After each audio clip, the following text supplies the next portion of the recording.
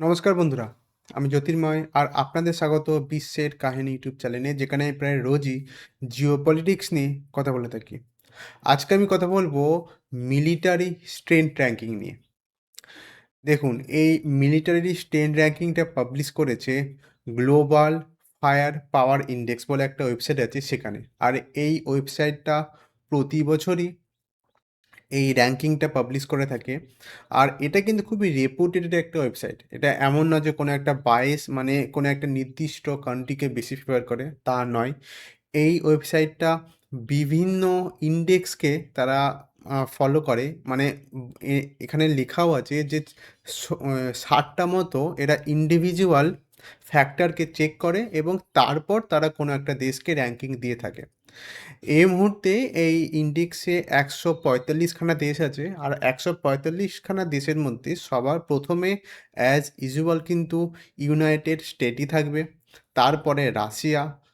এবার যেটা আশ্চর্যের বিষয়, রাশিয়া ইউক্রেনের ওয়ার প্রায় 4 বছর ধরে চলছে, আর এখনও কিন্তু রাশিয়ার পাওয়ার যে কমে গেছে এটা কিন্তু কোনো ইন্ডেক্সই মানতে চাইছে না। তাই এবারও রাশিয়াকে সেকেন্ড স্ট্যান্ডই দিয়ে রেখেছে। 3 নম্বরে চায়না।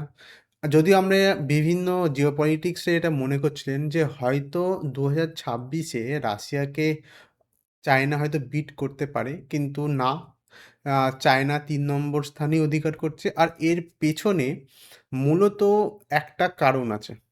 চায়না হয়তো অন্যান্য দিক থেকে বিভিন্ন শক্তিশালী হতে পারে, যেমন তাদের কাছে সৈন্য বলুন বা অস্ত্রশস্ত্র বলুন, সেদিক থেকে হয়তো তারা শক্তিশালী হতে পারে। কিন্তু চায়নার ইন্টারনাল যে জেনারেলগুলো আছে, তাদেরকে নিয়ে কিন্তু তাদের যে মেন সরকার, তারা সবসময় একটু নার্ভাস থাকে এবং তাদের মধ্যে একটা ট্রাস্ট ইস্যু একটা কাজ করে।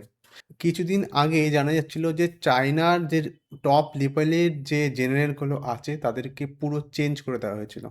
আর এই ধরনের খবর যখন পাবলিকালি আসে, তখন স্বাভাবিকভাবে এই ধরনের ইন্ডেক্সগুলো সেটাকে নজরেও রাখে এবং সেই অনুযায়ী তারা যে নাম্বারটা দিয়ে থাকে সেটাকে রেকটিফাই করে। আচ্ছা, 4 নম্বরে ইন্ডিয়া। আর আমার মনে হয় চায়নাকে বিট করতে বহুকাল লাগবে। কেননা ইন্ডিয়ার বাজেট যে পরিমাণে ডিফেন্সে দেয়, সেটা অন্যান্য দেশের তুলনায় খুবই কম। বিশেষ করে ইউনাইটেড স্টেট এবং চায়নার তুলনায় তো খুবই কম। এবার এই ক্ষেত্রে কিন্তু আমরা ইন্ডিয়াকে ব্লেমও করতে পারি না, কেননা স্বাভাবিকভাবে মানে একটা দেশের জিডিপি যদি প্রচুর বড় অংশ যদি শুধু ডিফেন্সের ওপরে যদি খরচা করা হয়, তাহলে বাইরের যে মানে এক্সট্রা যে সেক্টরগুলো আছে তারা কিন্তু একটু স্ট্রাগল করবে। আর যেহেতু ইন্ডিয়া একটা ডেভেলপিং কান্ট্রি, আমাদেরকে অবশ্যই বাকি যে দিকগুলো আছে তার উপরেও কিন্তু নজর দিতে হবে। সেটা এডুকেশনই বলুন, অ্যাগ্রিকালচারই বলুন বা আইটি সেক্টরই বলুন। কিন্তু আমি তাও কিন্তু বলবো যে এবছর কিন্তু ভারত সরকার জিডিপির 2% কিন্তু ডিফেন্সে অ্যালোকেট করেছে, যেটা কিন্তু আগের বারের থেকে অনেক বেশি। আর এটাও এস্টিমেট করা যাচ্ছে যে নেক্সট ইয়ার আরও এই অ্যালোকেশনটাকে বাড়বে। এবার এটার পেছনে একটা ফ্যাক্টর আমাদের মানতেই হবে। ভারত সরকার এটা ভালো মতো বুঝতে পারছে যে আমাদের আশেপাশে যে দেশগুলো আছে, তাদের সাথে সম্পর্ক যেহেতু ভারতের অত ভালো না, সেজন্যেই কিন্তু মূলত ভারত সরকার এই জিনিসটা করছে। আচ্ছা, এবার আশেপাশে এই দেশের কথা বললাম এক্ষুনি। এর থেকে আমি এবার আপনাদের মনে এটা নিশ্চয়ই কোয়েশ্চেনটা আসতে পারে, তাহলে পাকিস্তানের কী অবস্থা? পাকিস্তান কিন্তু উন্নতি না, অবনতি করেছে। পাকিস্তানের এখন র‍্যাঙ্ক দেখাচ্ছে 14। এবার আমি আপনাদেরকে দেখাই যে গত বিগত কয়েক বছরের র‍্যাঙ্কিংটা কতটা ছিল পাকিস্তানের এবং কারেন্টলি এই যে 14তে এসছে, এটাই বা কেন এসছে? লেটেস্ট যদি আমি দেখি 2022 থেকে 26-এর ডেটা এই মুহূর্তে আছে। যদি প্রথমের দিকে দেখেন 1 থেকে 4 পর্যন্ত সবগুলো সেমই আছে। হ্যাঁ, 5 আর 6 এর মধ্যে একটু ওঠাপড়া করে থাকে। যেমন আগে ইউনাইটেড কিংডম ছিল, এখন সাউথ কোরিয়া হয়েছে। এবার আমি পাকিস্তানের কথায় আসি। 2022 সালে যদি দেখেন, পাকিস্তানের র‍্যাঙ্ক ছিল 9। 23 সালে যদি দেখেন তাহলে 7, মানে উন্নতি হয়েছে। 24 সালে দেখি 9, মানে উন্নতি হয়ে পরের বছর আবার অবনতি হচ্ছে, কোনো ব্যাপার না। 25 সালে দেখি ডাইরেক্ট কিন্তু 9 থেকে 12। আর ২৬ সালে দেখি ১২ থেকে ১৪। এর পেছনের কারণটা আপনারা নিশ্চয়ই পরিষ্কার বুঝতে পারছেন। ২৫ সালে অপারেশন সিন্দুর হলো। আর তারপর থেকেই পাকিস্তান যে বলে আসে তাদের যে আর্মি কতটা ক্যাপেবল, তারা নাকি ভারতের বিভিন্ন ফাইটার জেটকে আকাশ থেকে আম মানে গুলি করে একদম মাটিতে মিশিয়ে দিয়েছে। তারপর আমাদের পাইলটকে নাকি তারা ক্যাপচার করে নিয়েছে। এইসব ফেক নিউজ যখন অপারেশন সিন্দুরের সময় তারা প্রচুর প্রচার করছিল, তখন তাদের দেশের জনগণদের খুব ভাল লাগছিল যে আমাদের দেশ খুব ভালো কাজ করছে, ইন্ডিয়ার সাথে ভালো মতো ফাইট করতে পারছে। কিন্তু রিয়ালিটি কিন্তু পুরোপুরি আলাদা। একবার ভেবে দেখুন, একটা দেশ যে র‍্যাংক করছে ৪ এবং কনস্ট্যান্টলি সে ৪ ই র‍্যাংক করে আসছে, সে কিভাবে এরকম ভুলভাল স্টেটমেন্ট সে দেশের ব্যাপারে একটা দেশ দিতে পারে? মানে পাকিস্তানের কথা বলছি আমি। যাই হোক, এবার আমি বলি যে ২৫ সালে অপারেশন সিন্দুরের ব্যাপারটা একটা বড় ফ্যাক্টর কাজ করেছে। তারপর এখনো কিন্তু তারা রিকভার করতে পারছে না। কেন পারছে না? কেননা একটা দেশ যখন যুদ্ধের মধ্যে যায়, তখন কিন্তু একটা বার্ডেন হিসেবে কাজ করে এক্সপেন্স। প্রচুর পরিমাণে টাকা খরচা হয়। আর পাকিস্তানের অবস্থা কী আপনারা ভালোমতো জানেন। আর সেজন্যেই পাকিস্তানের র‍্যাংক মানে দ্রুত গতিতে আমি বলব নিচের দিকে যাচ্ছে।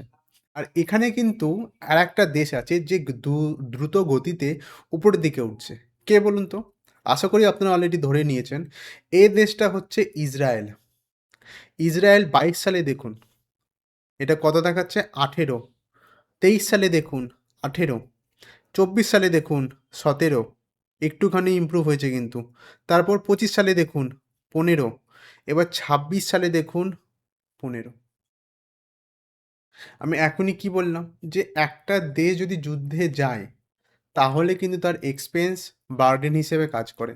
কিন্তু ইসরায়েলের ক্ষেত্রে কিন্তু এটা পুরোপুরি উল্টো হচ্ছে। এর পেছনে আমি কারণটা আপনাদেরকে দিচ্ছি। এটা আমাদেরকে বুঝতে হবে যে ইসরায়েলের যে ভিত, সেটা কিন্তু বরাবরই শক্তিশালী ছিল। আর যেটা কিন্তু পাকিস্তানের ছিল না।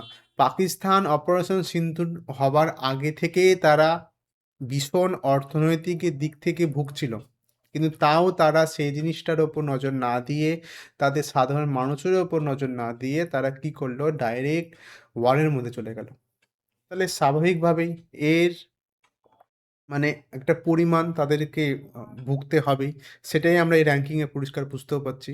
কিন্তু ইসরায়েল এই গাজা ওয়ার হওয়ার আগে থেকে কিন্তু ভালো মতো শক্তিশালী একটা দেশ ছিল। এবং তাছাড়াও আমি বলব ইসরায়েলের মধ্যে টেকনোলজির দিক থেকে কিন্তু অনেক অ্যাডভান্স। আর সেজন্যেই তাদের এই র‍্যাংকিং, এই যে র‍্যাংকিং আমরা দেখতে পাচ্ছি, এটা পরিষ্কার সেটা বুঝিয়েও দিচ্ছে। আচ্ছা, এবার আমরা দেখে নিই বাংলাদেশের র‍্যাংকিংটা, ঠিক আছে? একটু নিচের দিকে যাই। ২০২৬ সালে বাংলাদেশের র‍্যাংকিং দেখাচ্ছে ৩৭। বরাবরই কিন্তু আমি বলব বাংলাদেশ তেমন শক্তিশালী দেশ ছিল না। উল্টে তাদের র‍্যাংকিং কিন্তু আগের বছরের থেকে অনেকটা কমে গেছে। এবং আমার এটা আরও পরিষ্কার মনে হয় যে আগামীকালও কিন্তু বাংলাদেশের র‍্যাংকিংও দ্রুত গতিতে আরও কমবে।